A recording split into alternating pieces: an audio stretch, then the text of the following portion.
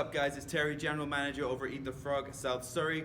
Initially we wanted to do a primal movement workshop live for you guys in studio where we could bring everybody in just like we do with the rowing workshops, just like we do the TRX workshops. However, of course, we know the situation out there right now means that's not possible. But what we can do is we can break down each of the primal movements, upload them onto social media, we'll get them on YouTube if we can so that you can see them. You have an opportunity to reach back out to us and get feedback or questions answered if you need to, and we can go from there with it. But first of all, I just want to talk to you guys about what is primal movement.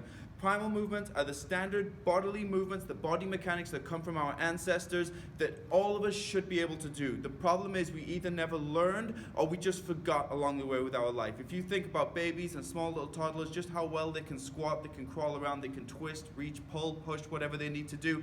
And we forget over time because from 5 years old we're told to sit down, sit at this desk with your shoulders rounded forwards, look down at this book, be there for 8 hours a day, go home, sit down, watch Netflix, go and lie down for 8 hours, get back up and go and do the same thing. I don't know if you guys know this, but the average woman in North America sits for 13 hours a day. I don't have the stats on men right now, but I imagine it's somewhere around the same, okay? So the first movement I want to go through today is going to be the body weight squat, and I'll show you guys how we can adjust it based on whether or not we're using weight, because this is often got wrong, okay? So for a squat, first thing we need to do is we need to set our body for movement.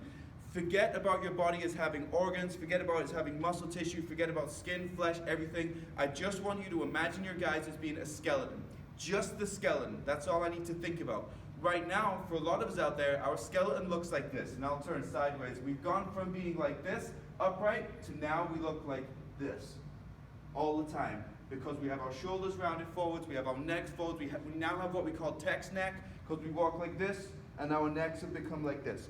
So for your set position, first of all, I want you to take this little frog right here, and I want you to put it under your chin. Don't force your chin back, but put that frog right there, as though you're going to hold it in place and it's not going to fall.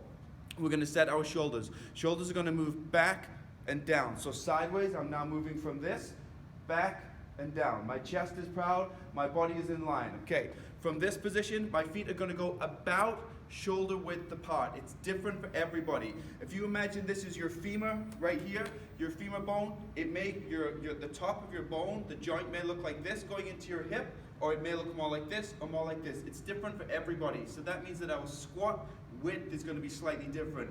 We are about shoulder width. For me, from experience, from working out, I know it's about this far. Okay, I also need to grip the ground with my feet. I'm going to push my big toe down, and I'm going to grip the ground with my feet like a monkey. So I'm not curling my toes, I'm just pushing and pulling. From here, I'm going to twist my feet into the floor. Twist them in.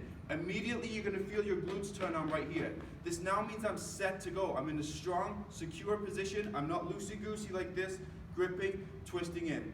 As I come down into the squat, I need to hold this alignment with my back. I need to hold that frog under my chin. I'm going to take my weight back mostly towards my heels, middle of the foot towards the heels, and my knees are tracking over in the direction of my toes, but not over the toes. Okay, so I like to try and drive my knees out as well as I come down. Watch this position as I come down. The reason that I'm raising my arms is because if I let them drop, my shoulders round down here straight away. So I'm going to pull back. Imagine if you're holding a weight, it's easier to stay up. I'm screwing my feet in, I can feel it in my glutes, and then I squeeze my bum and push up from there. Inhaling on the way down, holding that position, pushing up from there. Engaging our core all the way through. What does it mean to engage your core? When you go like this, that feeling that you feel, that tightness, as your belly is pulled away from your waistband and you feel the engagement here. When we say engage your core, that's what we mean. Engaging the core, way back towards the heels, chest up, and push up from there. Couple of muscle groups to go through. The quadriceps right here. The quadriceps are what extend your legs. So as I do this, like the top of the squat, that's the quadriceps. Your glutes and your bum are what push your hips forwards. So as I come down into the squat, into this position, watch how my leg extends, watch how my hips come forwards. Glutes and quadriceps are the main muscle groups engaged. Okay, so last little bit of summary. Check position, chin back, frog here, shoulders back and down. Grip the ground with your feet, screw them in, weight comes back towards the heels, knees tracking over in the direction of the toes, core is engaged, squeeze, push. That is the squat.